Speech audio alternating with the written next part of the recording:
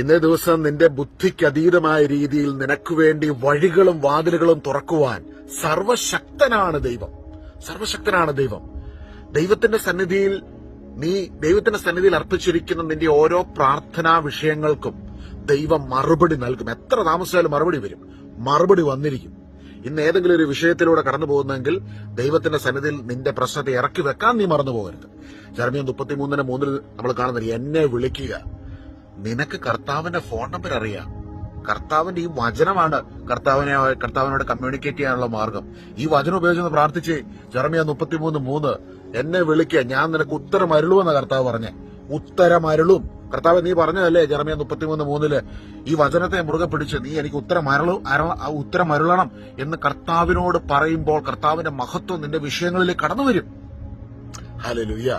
ചിലപ്പോൾ ലോകത്തിലുള്ള പല മനുഷ്യരും നിന്നെ നോക്കി വിധിയിടുന്നുണ്ടായിരിക്കും. ഇനി പ്രാർത്ഥിച്ചിട്ട് ആ കാര്യത്തിൽ അതിന് ഒരു സംഭവം നടക്കാൻ പോകുന്നില്ല എന്ന് പലരും പറയുന്നുണ്ടായിരിക്കും.